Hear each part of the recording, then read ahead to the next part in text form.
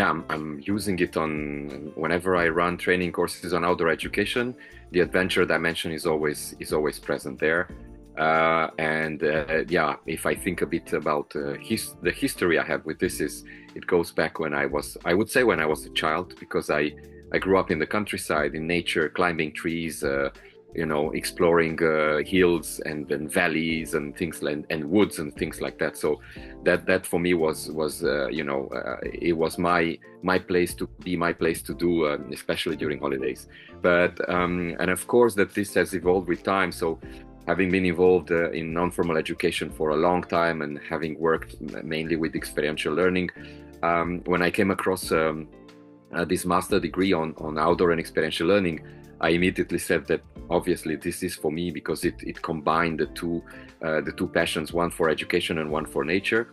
And adventure education was one of the modules that I went through while doing this masters.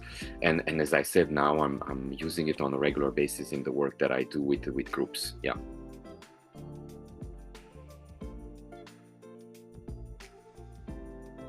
I would say that maybe the definition itself, because I think I think it's important to realize, each one of us realize what it means to us, or how do we see it, how do you position in relation to it. And then, of course, you can compare with the other type of education, let's say, that I do. So I can do that. But when I think of the definition, for me, there are three elements that I include in it. One is the dimension of the learning that is happening in an active and an experiential way. We are testing things, we're doing things, we're all the time in the process of doing that. Of course, with the break to think, reflect, and then get back to action to make sure that we go through a process. That's one. The second part is the fact that it's a whole body thing. Like we are not only sitting and thinking about things, we are actually getting ourselves up in the trees or off the ground, or we are walking in the forest. So we are also physically present, and that learning is also happening through the way your body functions. After 5-6 hours of hike, how do you feel? How is your body? What is your body telling you? Do you take, what kind of decisions are you gonna make? You don't make the same decisions when you start the hike as 5, 6, 10 hours later, right? Because of various, so your body will influence that. It's really part of that process. And then the last thing about it, which makes it for me special, is the real consequences. It has real consequences. Well, I'm not talking about death, but accidents are always possible, regardless of how many risk assessment you do, regardless of all the possible measures you can take, and how many layers of these plastic bubbles you wrap around your participant. There is still a possibility that something will happen. And it very often it does. Most of the time it's nothing serious, but there will be some sort of real consequences. And I think that dimension of real consequences is also the dimension that that gives many people a lot of adrenaline. It pushes people to their limits. It gets them. Sometimes the consequences are not physical. Until now, I spoke most of the physical consequences, right? You have blisters, you have pain, you break your arm, etc., etc. But there are also the psychological consequences that are there. When you encounter an obstacle, you need to solve a problem together with the other people. Do you go for it? Do you have the confidence in yourself to go for it? How do you feel when you fail? How do you feel when you succeed? When it's the first time you try something that you never thought you're going to be able to do. So I think that's, there's so much power in this methodology because of that. Social dimension, because you work with people most of the time, very rarely on your own. So you would be relying on other people. The dimension of trust, the dimension of communication, talking to other people, saying what you need, etc., etc., respecting what others need, and so on, while you go through a specific exercise of adventure education. Then you also have the psychological dimension that I mentioned earlier. And also the educational part. There is a lot of learning that then, you learn things through these exercises that then you can also apply in your in your life on a daily basis or in your work sometimes, because adventure education is also used, for example, by companies when they train their staff on specific issues. And of course, there's the physical dimension that I just mentioned earlier. You know, like you become more fit and possibly healthier as well. So there are all these aspects that really makes it special, I would say.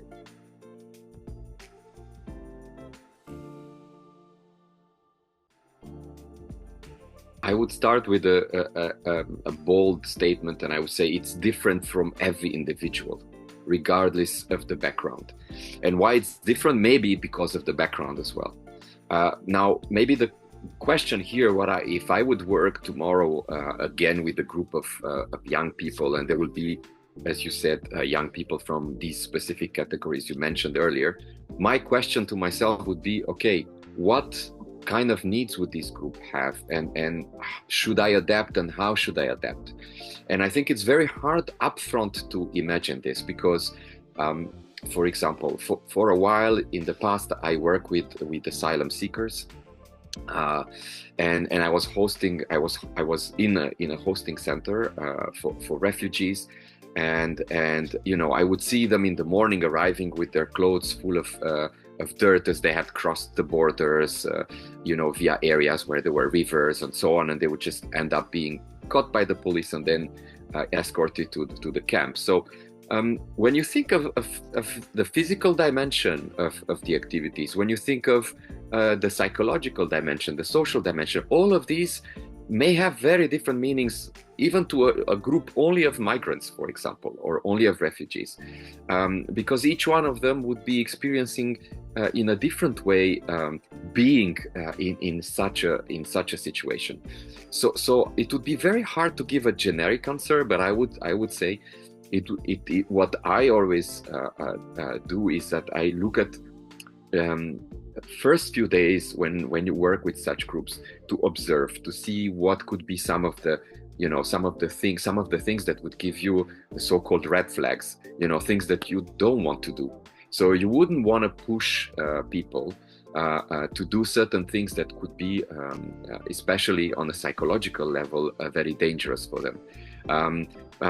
One might adventure himself to say, oh, you know, but they cross through so many difficulties, you know, going for a hike for 10 hours is nothing for them. Well, yes or no. For example, in the city where I live, in Marseille, you have a lot of young people that cross the Mediterranean by boat. Many of these young people would not get into the water and swim, and you can probably imagine why. So this is where, you know, this observation period that usually use for 1 or 2 days in the beginning of the training, and of course you start with also activities that are, you know, slowly getting people into this risk-taking mode, because as I said, this is one of those 3 dimensions that is really specific to adventure, outdoor education. So yeah, I wouldn't say there is a specific set of challenges, but I would say this is usually generic. But carefulness, you know, how we approach and going step by step, I think that is needed, because obviously, and there I gave you the example mostly of migrants, but you would have also young people that are, let's say, with fewer opportunities from various other different perspectives, and they would have different issues to deal with. So if you would look on what kind of issues is that specific category dealing with, then we could imagine indeed that there would be some things that you should be careful when you work with them. It could be, for example, it could be about communication. It could be, and when I say about communication, with language, in several trainings, I happened to work with groups where young people would not speak English. Instructions to such a group on how to do things, especially if there is a degree of danger involved in the activities you do, it's really, really important. So paying attention to those specificities would probably make the difference in your, especially when you start the activity.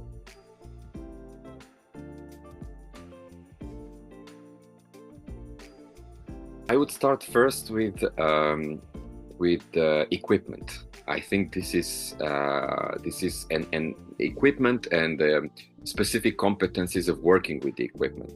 And this is very simple. I think it's fairly straightforward. I would not advise anyone, even if they are, used to climbing, for example, if you have not gone through a specific training on how to work with the equipment, how to work with groups of people, I would not advise, moving forward with using that equipment or with a specific group. I still remember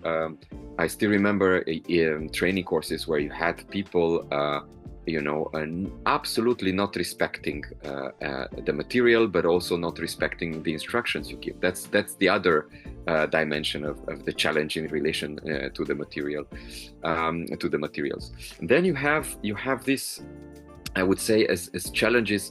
It's what kind of participants do you work with, and what kind of issues could pop up because of that.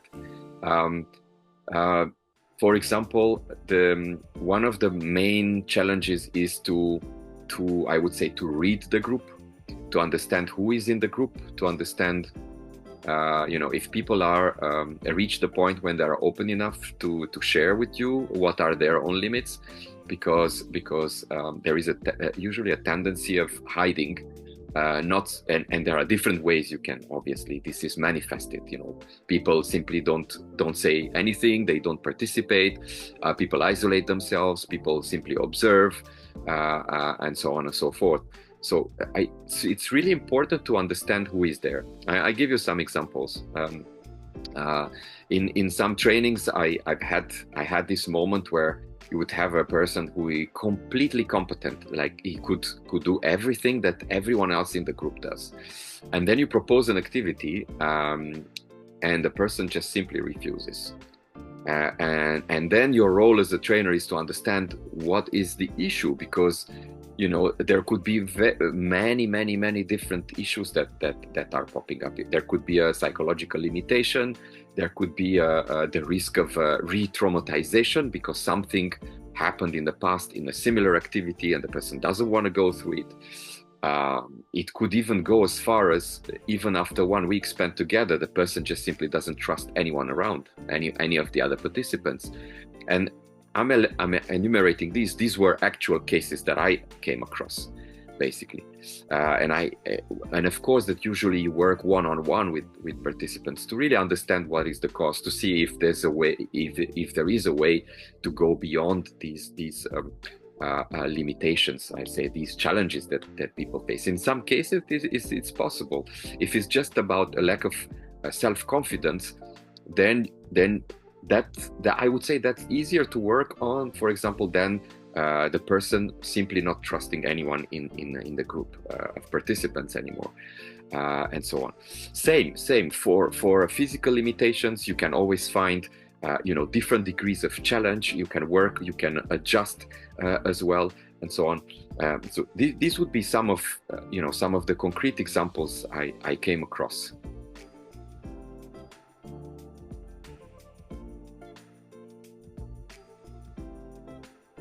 It's simple and complicated. Simple, yes, there are enough opportunities. The only thing you need to look at is the outdoor education organizations. There are plenty of them, and I would say that's the source number one. So if you want to go and get yourself trained on specific outdoor skills or becoming an outdoor educator, look for outdoor education organizations. I can quote names if needed. Outdoor Bound for me is the go-to organization. It's also the oldest one that performed this kind of role, basically. And yeah, when it comes to Erasmus Plus, this is where it gets complicated, because it's very hard to understand what is the level of quality that is offered by the different organizations that may be running. I don't think there is a system on a European level that can certify the courses that are run by organizations that implement them following an Erasmus Plus funding or being obtained. So Anyone who has a passion for that, who is able to write a good application, can obviously implement such a project. But that doesn't say anything about all the aspects that you mentioned behind, about the safety and security, about the human dimension, about the educational dimension. So you would need to know who are these organizations, who are the potential trainers that they are working with, that they are involved, what kind of experiences these people have. So that's where it can get very blurry. But for me, the number one to go to is the outdoor education organizations, because they are usually also the ones that would be issuing certificates that are not certificates of participation, but certificates of qualification. So there are two different types of things. So I think in a nutshell, for me, this is it. Yeah.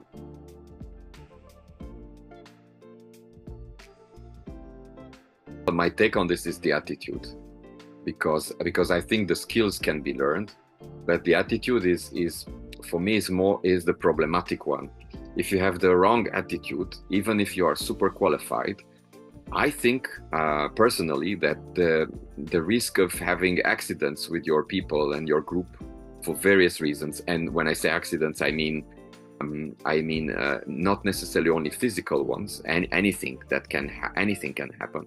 I think it's higher. So I would say attitude is for me the most important, because the skills, as I said, there are very, very good qualification trainings that are available out there. If you have the right mindset, the right attitude about it, those skills can be learned within a shorter or a longer period of time.